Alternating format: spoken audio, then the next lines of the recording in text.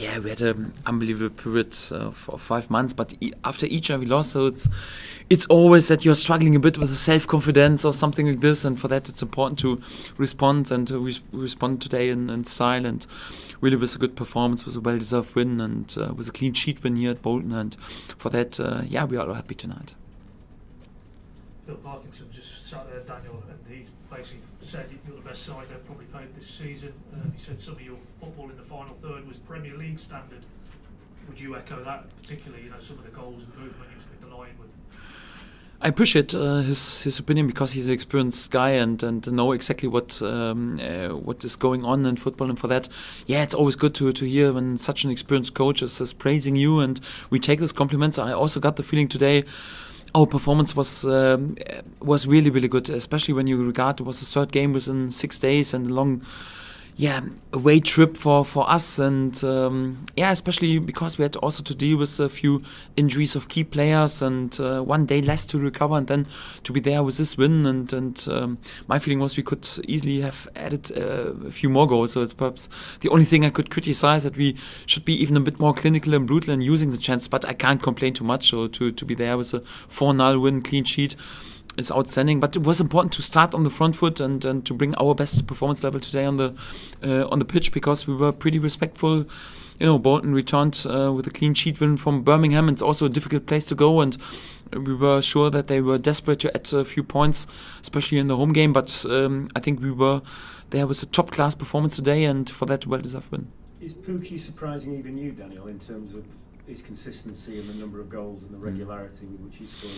No, because I work each and every day together with him, and I see his quality in each and every day, and especially, which is perhaps even more important, also his character, and that's I think also crucial. Of course, his goals are key moments, and even today there were key moments, but especially also his workload for the team against the ball was outstanding today, and also how important he is in linking the play. For example, how he assists to our second goal of Marcus Tiepermann was for me world class, with his movement, and then to have this anticipation with his cutback, to be there really, really precise, and he created so many gaps for his teammate. Is really, really good in linking the play, and we are happy that we have him.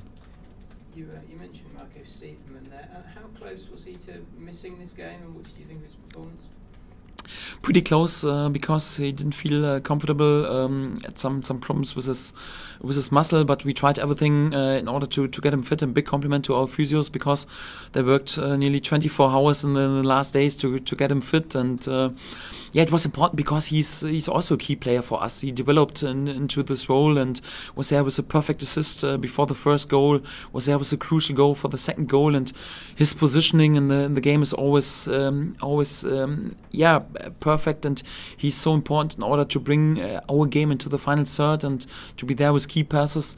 I was pleased that in the end I could give him a little rest, and we shouldn't take too much risk in order to play him 90 minutes, but it was good for us that he was available, and big compliments to our physios today.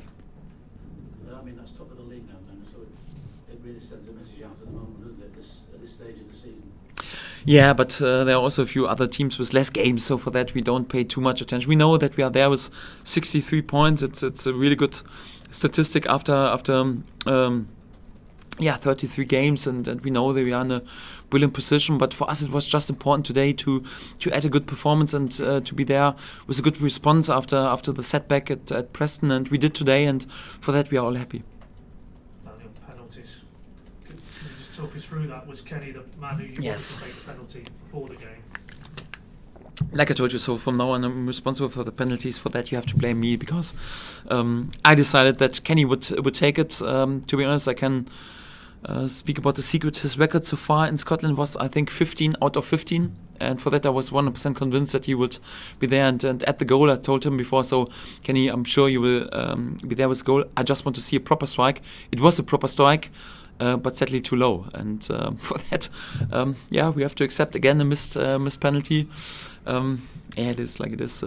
It's a topic. If we will not promote because of goal difference, then definitely because of our missed penalties, it's like it is. And but you can blame me today. I chose him and was confident that he would be able to score. Sadly, he was not able to do this. Following on from what you said yesterday, it subject to him being in the side, you get another penalty, Kenny McLean will step up again. No, our actual penalty taker is Mario Frančić, and my feeling was also that Timo Pukki should be there because he's full of confidence. Even if you miss a penalty, okay, he should take them further on. But my feeling was really like Kenny had this record 15 out of 15, and everyone was confident that he's able to take this. It was his first chance to be there in the starting lineup in the season after a long-term injury. And if I'm really honest, during the game, when it was 4-0 and Timo scored already 2 times and was there with a brilliant performance, I was really tempted to shout on the pitch, no, Timo will take this. But I also got the feeling, listen, in this moment we are 4-0 up.